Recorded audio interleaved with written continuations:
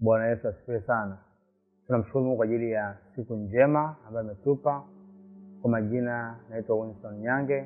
Karibuni tujifunze maneno ya uzima ya Mungu. Leo ni siku nyingine njema ambayo Mungu ametupa katika maisha yetu na katika mwaka huu 2025 kwa ajili ya kujifunza habari za uzima wa kimungu. Nina imani kabisa kwamba Mungu ana mpango na maisha yako. Mungu ana mpango na yale ambayo unayapitia. Yanawezekana ni magumu, yanawezekana ni changamoto, lakini kuna kitu ambacho Mungu anatamani ujifunze katika hayo ambayo unayapitia. Ni imani yangu kwamba tulipozaliwa duniani, kila mmoja kwa nafasi yake, kuna kitu ambacho Mungu anatamani akifanye. Na hapo unapopitia, usijilaumu, wala usijione umekosea, wala usijione umepotea sana. Kuna mambo ambayo Mungu anataka akufundishe, akuelekeze, akuwezeshe uweze kuyashinda na uweze kuishi kwa ushindi ili Mungu apate kutukuzwa. Katika maisha yetu ya kila siku, nimekuwa nikimuomba Mungu na kumwamini kwamba anaweza akatubadilisha kupitia neno lake. Kitu pekee ambacho Yesu Kristo alikuja kufanya hapa duniani ni kutufanya sisi kufanyika watoto wa Mungu. Ni kutufanya sisi tuwe viumbe vipya. Yale ya kale yapite na yaweze kuja mambo yaliyo mapya. Tukisoma katika Biblia katika kitabu cha Wakorintho wa pili ule mlango wa 5 mstari wa 17, Biblia inasema, hata imekuwa mtu akiwa ndani ya Kristo amekuwa kiumbe kipya, ya kale yamepita, tazama yamekuwa mapya. Katika Wakorintho mlango wa pili, Wakorintho wa pili mlango wa 5 mstari wa 17, sema hata imekuwa mtu akiwa ndani ya Kristo amekuwa kiumbe kipya, ya kale yamepita, tazama yamekuwa mapya. Upya unaoongelewa ni upi na ukale unaoongelewa hapa ni upi? Mtu akiwa ndani ya Kristo amekuwa kiumbe kipya, kwa maana ya kwamba ule mfumo wa maisha yake umebadilika.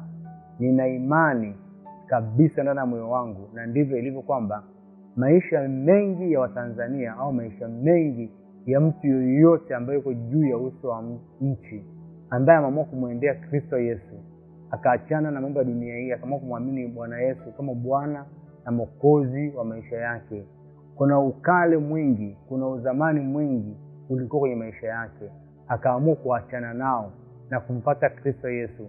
Nina imani kabisa kwamba huyo mtu akiwa serious na akampenda Mungu, akamaanisha kuunganisha maisha yake na Mungu, hakuna jambo la kale lolote litamsumbua.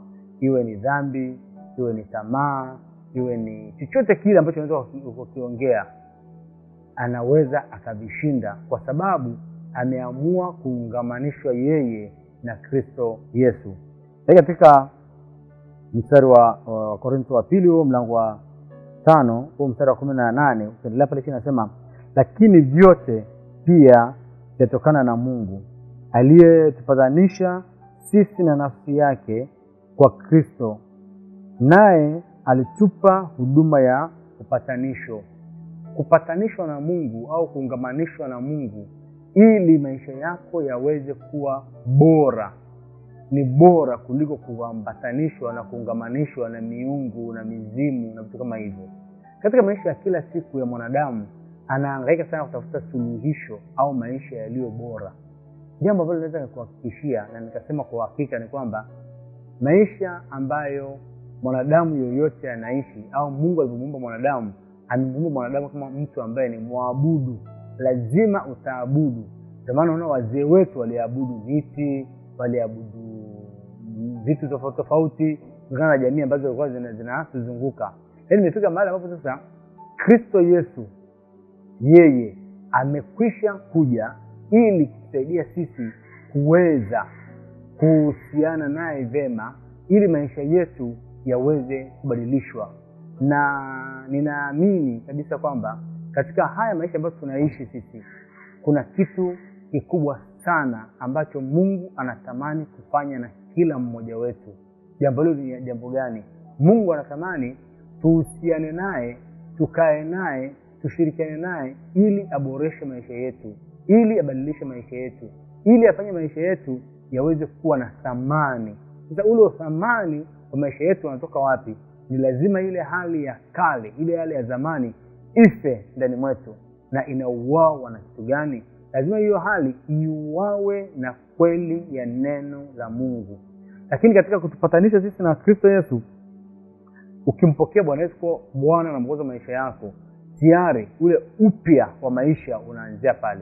Mambo ambayo yanatokea ni kwamba tunakubali kufanya compromise, tunakubali kujadili, yani tunakubali kuwa 50-50, kwamba leo nimekuwa serious na Mungu, kesho kutwa siko serious na Mungu tena, mtondogo. Kwa hiyo maisha ya kujichanganya hayo ndio maisha ambayo Wakristo wengi yanasababisha wasiweze kuwa na ushuhuda, yanasababisha wasiweze kuonyesha ukuu na uweza wa Mungu.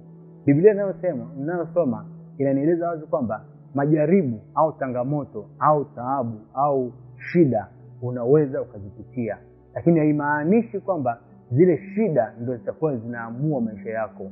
Tuna mifano ya watu wengi kwenye Biblia ambao walipitia changamoto mbalimbali. Tuna mfano wa Yusufu. Mfano wa Yusufu, alikuwa ni kijana, alikuwa anajitambua, alikuwa anafanya kazi nzuri baba yake. Lakini alipopelekea ndugu zake vyakula, hao walipopelekea ndugu zake, alipotuma baba yake kusalimia kaka zake, waliamua kumuuza utumwani. Lakini Yusufu, kumsoma vizuri, kumfuatilia, unagundua akili yake hakuiharibu. Alibakia kuona kwamba yeye ni mkuu, alibakia kuona kwamba yeye ni mshindi, alibakia kumaintain uhusiano wake na Mungu. Hata ilipofika kule utumwani, alipouzwa Misri, mke wa Potifa akawa anamtaka. Alipomkataa, alimkataa sio kwa sababu eti alikuwa ni mtoto wa familia bora, hapana. Kumbuka ndugu zake wameshamkataa, jamaa zake washamuuza utumwani, kule tayari ni mtumwa, ameuzwa kama mtumwa. Lakini hakuona haja ya yeye compromise na kuona kwamba acha tu nikubaliane na mke wa bosi wangu ili inaweza kula mema ya nchi. Alikataa ile ofa kwamba unaweza kuwa na mimi. Alimkataa ile mwanamke na akakimbia tena. Lakini baada ya hapo sasa unaona Yusufu anakuja kuwa waziri mkuu, yani rais hapo chini yake. Kwa nini? Kwa sababu aligundua kwamba namna pekee ambayo inaweza kumsaidia kuishi maisha mema ni kumkubali Kristo Bwana kama Mwokozi wa maisha yake, kama kimbilio la maisha yake. Na tamaa zote akazishinda, tamaa zote akachana nazo, akapigana kuachana nazo ili aweze kumpendezesha Mungu.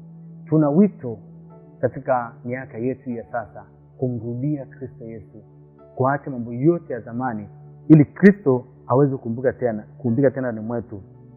Anasema hata imekuwa mtu akiwa ndani ya Kristo amekuwa kiumbe kipya, ya kale yamepita, tazama yamekuwa mapya.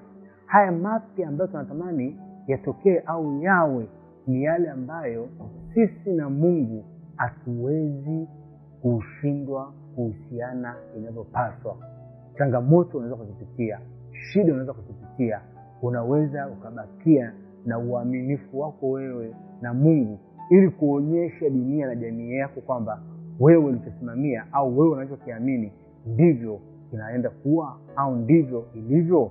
Kwa hiyo katika maisha yetu ya kila siku tunaitwa kuweza kutumika, tunaitwa kuweza kumtegemea Mungu tena kwa muda huu, kwa wakati huu, na kuna tumaini na kuna uweza na nguvu za kutosha kumsaidia sisi kushinda yale ambayo tunayapitia.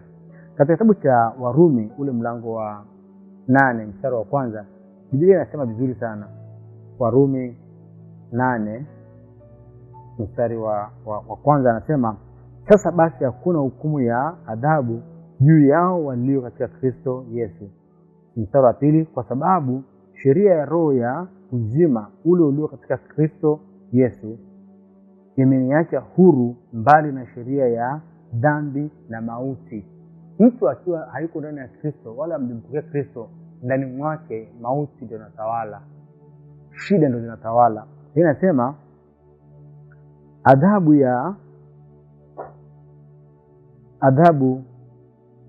anasema sasa basi hakuna hukumu ya adhabu juu yao walio katika Kristo Yesu. Kwa maana tunapokuwa kwenye Kristo Yesu, adhabu na shida na taabu hazitaki kuwa sehemu ya maisha yetu. Tunapokuwa juu ya Kristo, tunapokuwa pamoja na Kristo Yesu, maisha yetu yanatakiwa yasiwe na adhabu. Maisha yetu yanatakiwa yasiwe na mauti. Maisha yetu yanatakiwa maisha yenye ushindi. Katika changamoto unazopitia, katika shida unayopitia, katika chochote ambacho unakipitia, lazima ushindi uonekane. Lazima ukombozi wa maisha yako uonekane. Lakini pia lazima kile ambacho Mungu ameweka katika maisha yako kiprevail, kishinde, sio kishindwe. Yanaweza kutokea malumbano, yanaweza kutokea hali ngumu, yanaweza kutokea hali ya kiuchumi ikawa sio nzuri, hali ya maisha inaweza ikawa sio nzuri. Ukidumu kuwa mwaminifu na ukidumu kuwa mkweli, hautabadilika katika mazingira hayo maisha yako yote. Badiliko litatokea na mambo yatabadilika. Mimi ninaamini kabisa kwamba suluhisho la maisha yetu ni uhusiano wetu uwe mzuri na Mungu. Na Mungu akubariki, na Mungu akubariki neno lake libadilishe mtizamo wako na fikra zako tuweze kumwendea vema. Amen.